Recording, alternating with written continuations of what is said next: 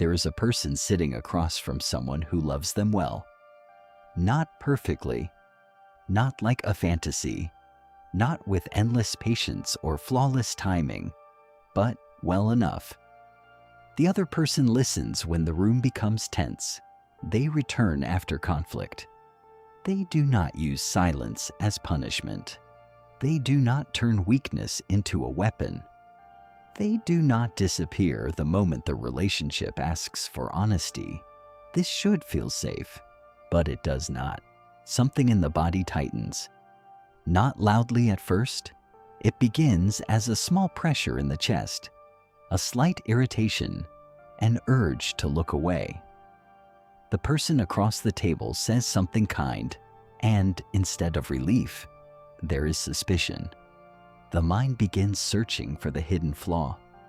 Too available, too calm, too nice, too predictable, too much, not enough. A peaceful day starts to feel boring. A stable person starts to feel false. A gentle love starts to feel like a trap with soft walls. Then the sabotage begins.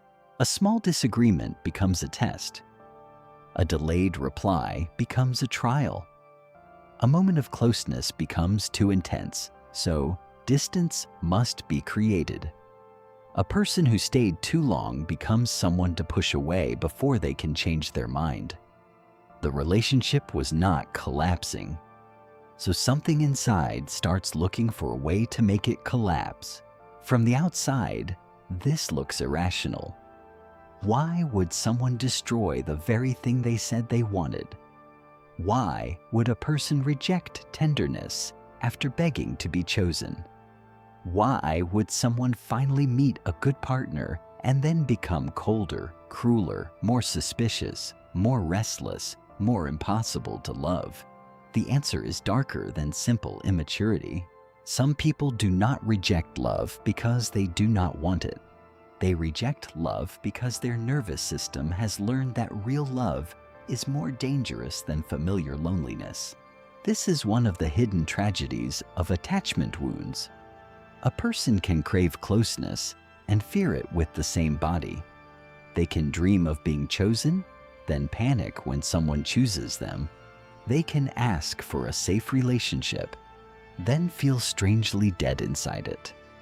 They can say they want peace, but when peace arrives, it feels empty, suspicious, almost wrong.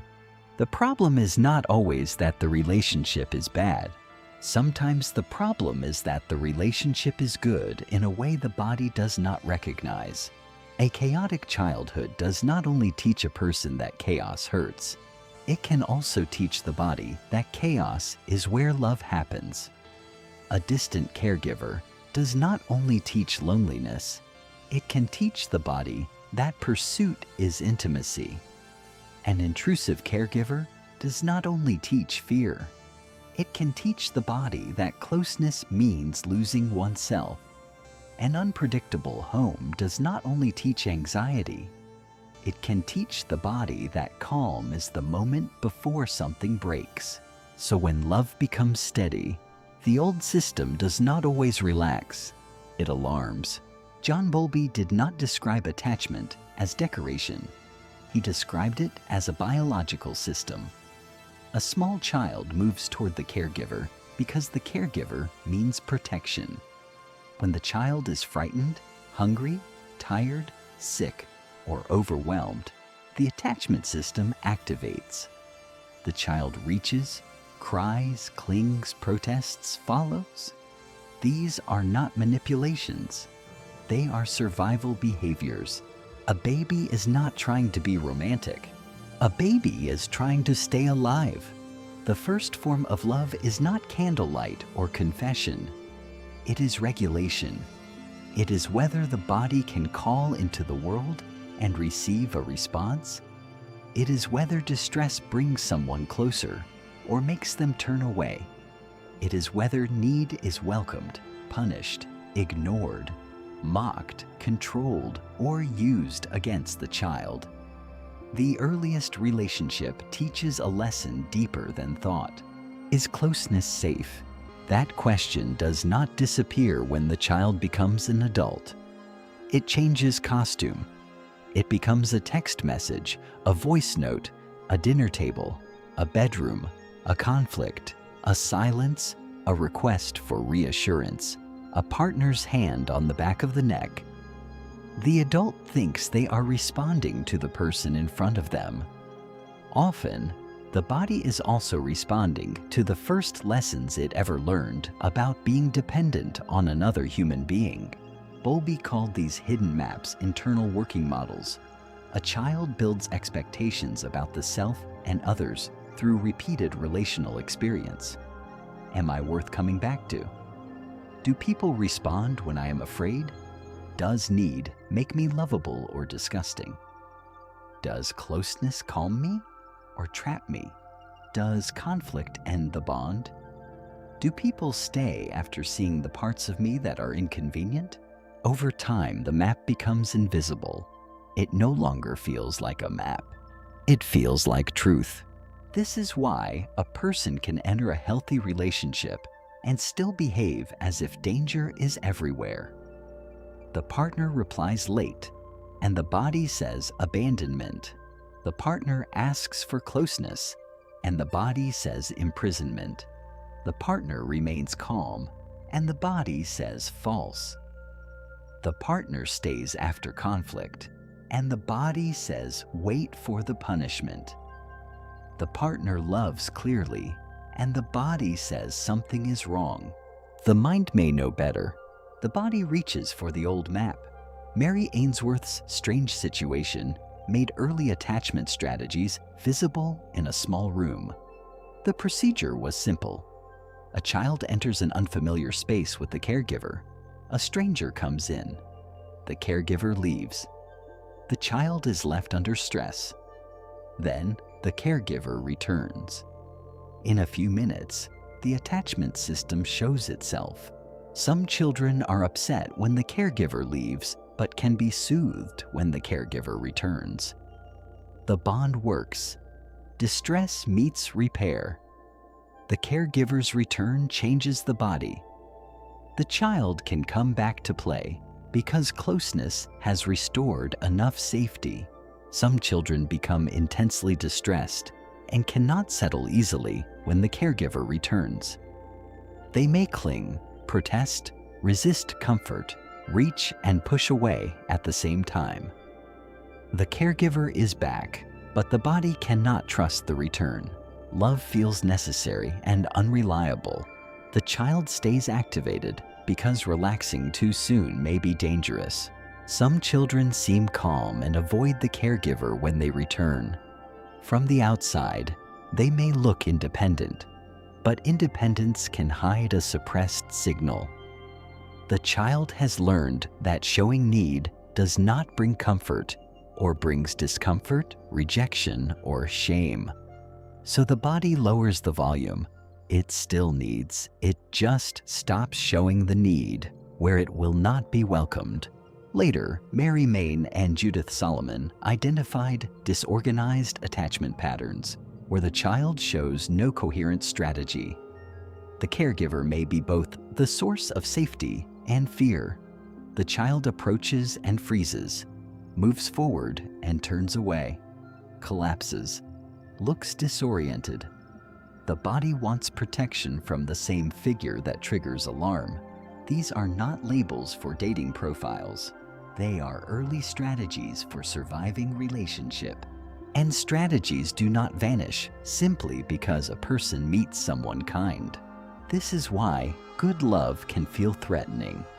It asks the nervous system to stop using defenses that once made sense. It asks the anxious person to stop chasing proof every minute. It asks the avoidant person to remain present when being needed feels like suffocation. It asks the disorganized person to believe that tenderness is not the first step toward harm. It asks the ashamed person to tolerate being seen without immediately destroying the witness. That is not easy. A person does not simply step into safety because safety appears. They have to learn how to endure it. Fear of intimacy is not just fear of sex, commitment, or emotional conversation. It is fear of being known in a way that removes hiding places. Intimacy means someone can see patterns you usually control. Someone can notice your need, your anger, your hunger, your dependency, your contradictions. Someone can matter enough to hurt you. Someone can become close enough that losing them would not be abstract. For a person with old wounds, intimacy can feel like standing in a doorway where every exit is slowly being removed. They may want the closeness when it is far away. They may long for it in loneliness. They may fantasize about someone finally staying. But when a real person actually stays, the fantasy becomes flesh. Now there is something to lose. Now there is someone whose opinion matters. Now there is someone who might see the shame beneath the performance. Now there is someone who could leave after becoming necessary. So the system tries to regain control. It begins to find reasons. Maybe this is not love. Maybe they are too nice. Maybe I am not attracted enough. Maybe I need freedom. Maybe they are secretly manipulative. Maybe this calm feeling means there is no passion. Maybe the fact that I am not anxious means I do not care. Maybe I should leave before this becomes serious. Maybe I should start a fight and see what happens. This is how self-sabotage often disguises itself as clarity. The person does not always think, I am afraid of being loved. They think something is off. They think I need space. They think I deserve better. They think they deserve better than me. They think this will end anyway. They think I should test the bond before the bond tests me. Sabotage becomes a way to create certainty. If the other person leaves after being pushed, the wound can say, see, I was right. If the relationship becomes chaotic, the body knows its role again. If peace becomes conflict, the nervous system returns to familiar ground. The person may suffer, but at least they know how to suffer this way. That is the terrible comfort of repetition. Freud described repetition compulsion as the tendency to repeat painful patterns rather than simply remember them. People do not only carry the past as a story, they recreate it in action, in choice, in timing, in attraction, in the way they turn one kind of person into another version of an old scene. The repetition is painful, but it is also familiar. And familiarity can be mistaken for control. A person may keep choosing the unavailable partner because pursuit feels like love. They may keep choosing the critical partner because earning approval feels like home. They may keep choosing the chaotic partner because calm feels unreal. They may keep choosing the person who cannot love them because being unloved confirms a truth the body already knows. Then a healthy person arrives, and the nervous system has no script. There is no familiar chase, no emotional starvation to solve, no coldness to decode, no dramatic rupture to turn into proof of passion, no wound to reenact. The partner is there, listening, ordinary, available, asking what happened, wanting to understand. And instead of peace, the person feels exposed. Because if love is not a chase, then who are they? If love is not a crisis, then what do they do? If love is not something to earn, then why do they feel unworthy? This is where shame enters. Shame is not guilt. Guilt says, I did something wrong. Shame says, I am wrong. Shame does not simply fear punishment. It fears exposure. It says, if someone sees me fully, they will know what I have always suspected, that I am too much, not enough, difficult, empty, needy, unlovable, contaminated in some private way. A person carrying deep shame may crave love and distrust anyone who offers it, because being loved contradicts the shame. The contradiction is not always comforting. It can feel unbearable. If a person believes somewhere deep down that they are unworthy of being loved, then a good relationship creates dissonance. The partner says, "I want you." The shame says, "They do not know enough yet." The partner stays. The shame says, "Wait until they see." The partner forgives. The shame says, "They are naive." The partner comes closer. The shame says, "Now they are close enough to discover the truth." So the person may reveal the worst part of themselves too quickly, or start testing, or accuse, or withdraw, or betray, or act cold, or create so much strain that the other person finally reacts. Then the wound receives its evidence. There it is. They left. They got angry. They became tired. They stopped trying. The person can then confuse the result of sabotage with proof of unworthiness. They do not see that they helped build the ending they feared. Or they do see it, and that becomes another layer of shame. They say, "I destroy everything," and then the shame becomes even more convincing next time. This is one of the most painful loops in human love. The wound predicts abandonment. The person acts from the prediction. The action makes abandonment more likely. The abandonment confirms the wound. Then the next relationship begins with even more evidence. Object relations theory gives another way to understand this. A child does not only relate to external caregivers. Over time, the child carries internal versions of those relationships. There are inner objects, inner expectations, inner emotional climates. A rejecting caregiver can become an internal rejecting presence. An inconsistent love can become an internal weather pattern. A painful bond can become part of the self's architecture. Fairbairn saw that human beings are not driven only by pleasure. They are deeply driven by attachment to objects, even painful ones. A child may remain psychologically loyal to a bad object because that object is still a connection. It is still the shape love first took. To abandon it internally may feel like abandoning the only world the child knew. This helps explain why some people resist good love. Good love does not only challenge bad habits, it challenges an inner loyalty. A stable partner may threaten the old emotional world. If the person accepts this new love is real, then the old world was not the only possibility. If the old world was not the only possibility, then the pain of the past becomes harder to explain away. The person may have to grieve what they did not receive. They may have to feel the difference between what they called love and what love could have been. That grief can be unbearable, so the psyche protects the old world by attacking the new one.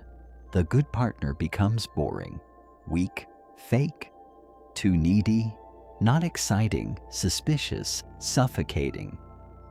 The person does not always know they're defending an internal system. They think they're making a romantic decision, but underneath, a part of them may still be loyal to the kind of love that wounded them, because that kind of love is the only love their nervous system knows how to recognize. This is one of the cruelest things about healing. A better life can feel like betrayal. Donald Winnicott's idea of the fear of breakdown adds another layer.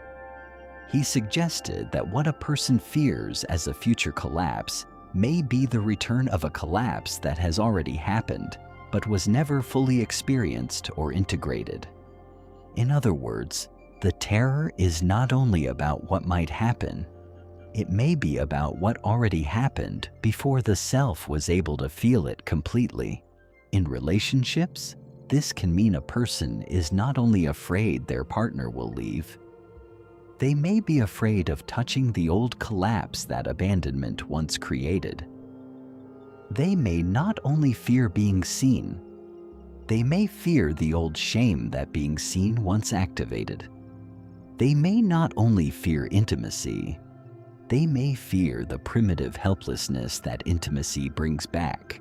A good relationship can bring them closer to the locked room, so they burn down the hallway. They create an external crisis to avoid an internal one. They start a fight before the tenderness becomes too deep. They withdraw before dependence becomes visible. They find a flaw before gratitude turns into grief. They leave before they can feel how badly they wanted someone to stay. The sabotage may look like destruction. Sometimes it is a desperate attempt not to fall apart. This does not excuse the harm. People who sabotage relationships can injure others deeply. They can exhaust partners, punish tenderness, confuse love with interrogation, make safety feel unrewarding, and leave good people wondering what they did wrong. Understanding the wound does not erase responsibility, but it changes the shape of the question. Instead of asking only, why are they ruining this? We can also ask, what danger does love awaken in them? This matters because many people are not afraid of bad relationships. Bad relationships may hurt, but they are familiar. They know how to survive distance. They know how to chase. They know how to numb. They know how to prove themselves. They know how to prepare for disappointment. They know how to turn longing into a lifestyle. But a good relationship removes the old job. No one needs to be chased. No one needs to be decoded. No one is withholding affection as a test. No one is making love feel scarce enough to feel valuable. There is only someone present, imperfect, available, trying, and that can leave the wounded person with nothing to do except feel. For some people, feeling safe is the most dangerous feeling of all, because safety lowers the guard, and when the guard lowers, everything it was protecting can rise. The grief, the need, the anger, the envy of people who were loved easily, the memory of being dismissed, the shame of wanting so much, the suspicion that if this person stays, then perhaps the old loneliness was not deserved, only endured. A good relationship can awaken not only love, but mourning. This is why people sometimes say, I do not know why I am like this with you. You are good to me. I should be happy. But happiness is not always the first response to goodness. Sometimes the first response is panic. Sometimes it is numbness. Sometimes it is irritation. Sometimes it is a strange desire to escape before the body has to trust something it cannot control. Trust is not a thought. It is a repeated bodily permission.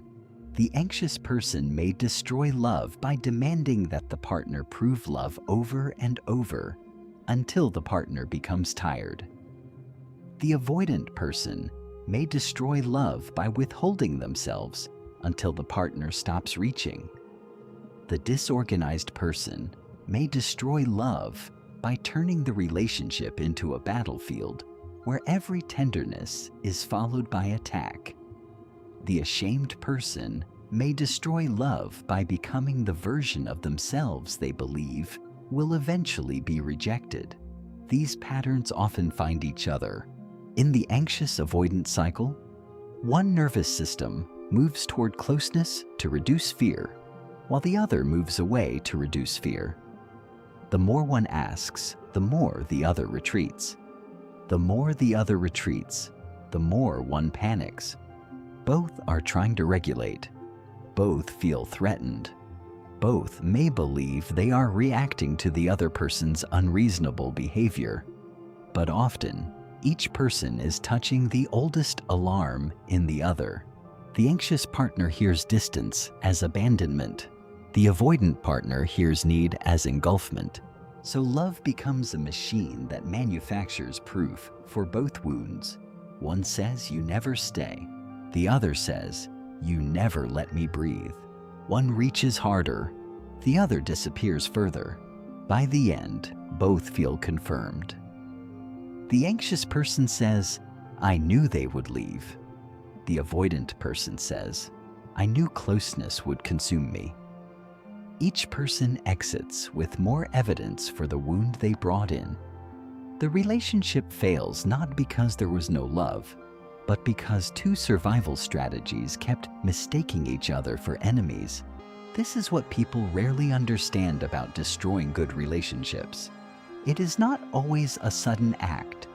Often it is 1,000 small movements away from being loved, a joke that humiliates the moment tenderness appears, a cold reply after a vulnerable confession, a needless test, a secret kept to preserve distance, a complaint repeated until the other person cannot win, a disappearance after a beautiful day, a betrayal committed not from desire, but from terror of being known too well.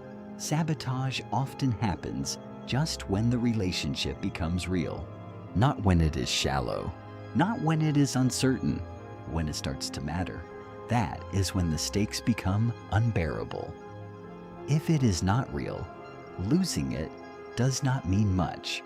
If the person does not know you, their rejection does not reach the core. If the relationship is chaotic, the old defenses can stay busy. But if someone sees you clearly and still stays, then the deepest shame is threatened. A person may not consciously think, "I must ruin this before it heals me," but the body may move as if that is the mission. This is why some people feel most attracted at a distance.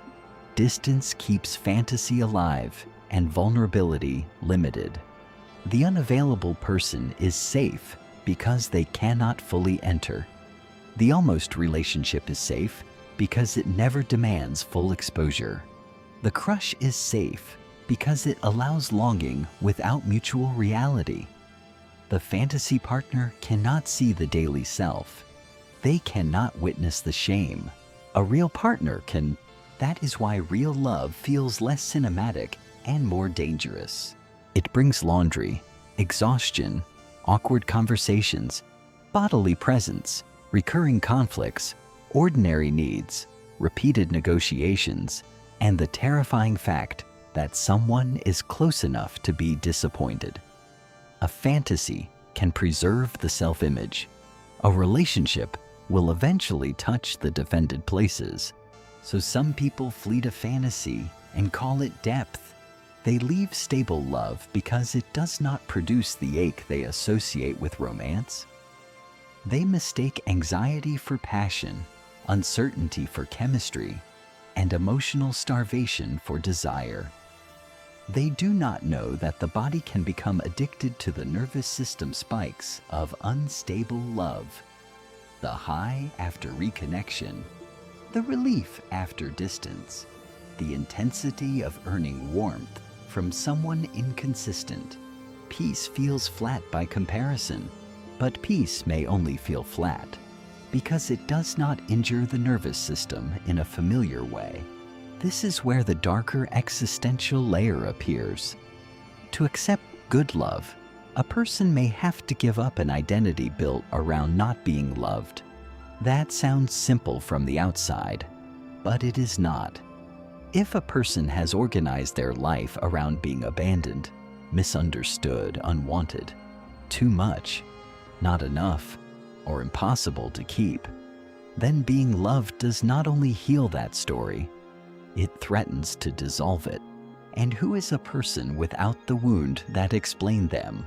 The wound may hurt, but it also organizes meaning. It explains why relationships failed.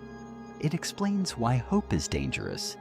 It explains why distance is safer. It explains why one should leave first. It explains why calm people are boring. It explains why need is humiliating. It explains why being seen is a threat.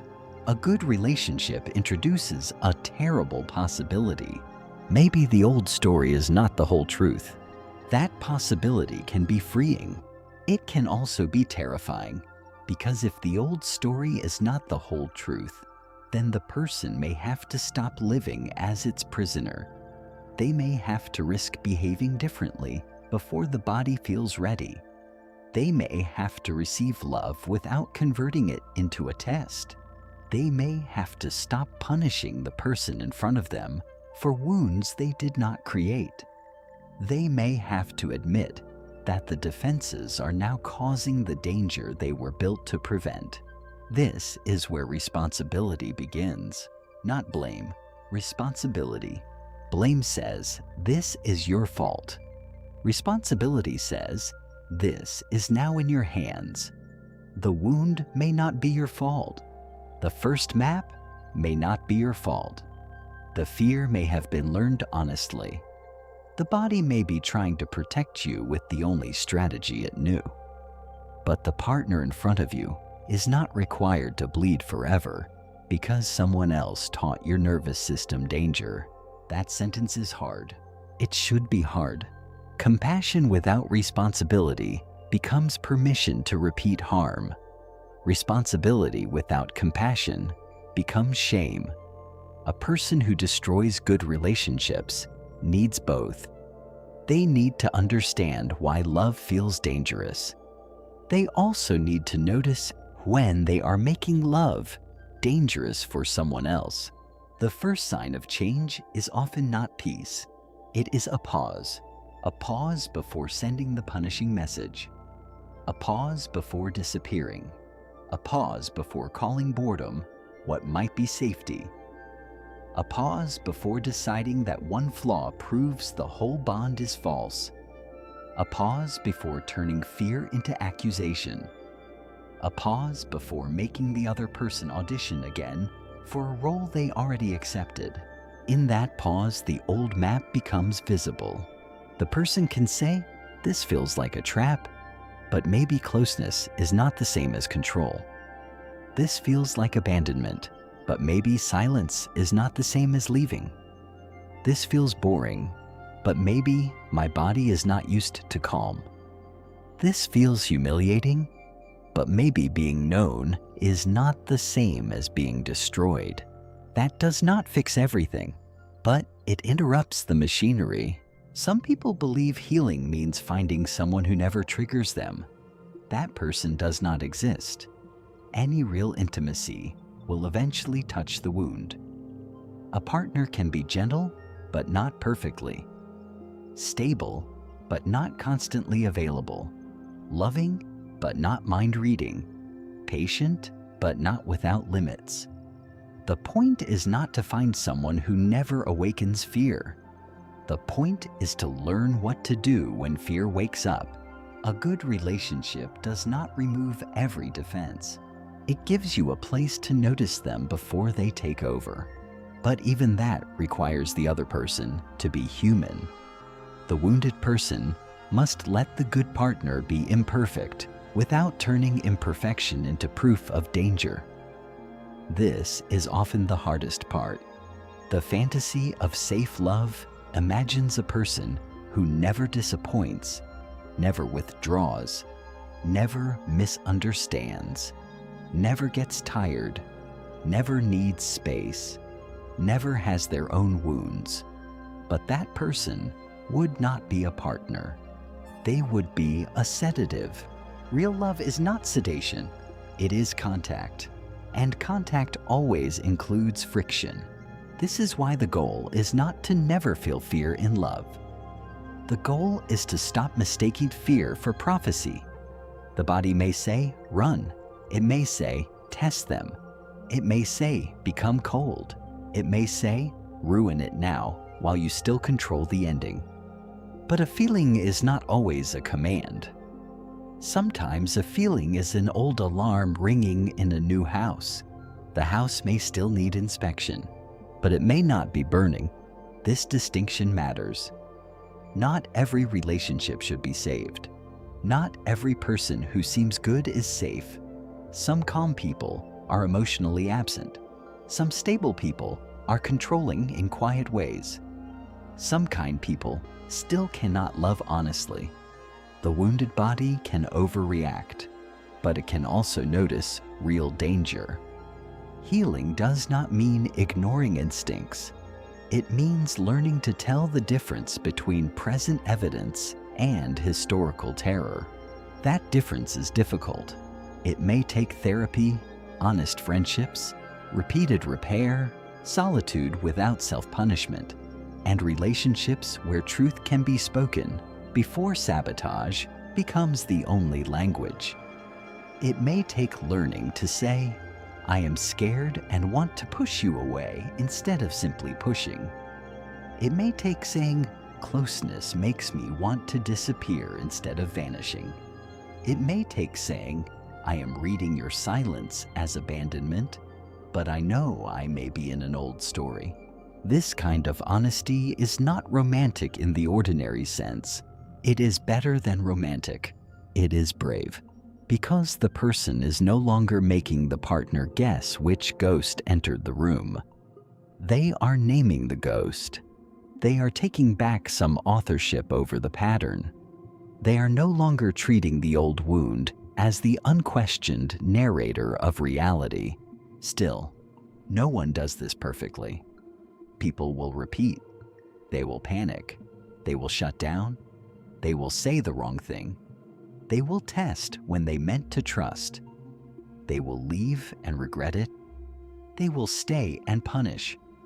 They will confuse calm with emptiness, distance with rejection, closeness with danger. Healing a rejection of love is not a clean transformation.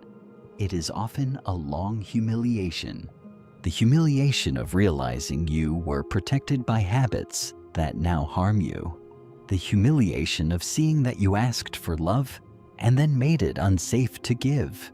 The humiliation of admitting that the person you called boring may have simply not known how to wound you correctly. But humiliation is not the end.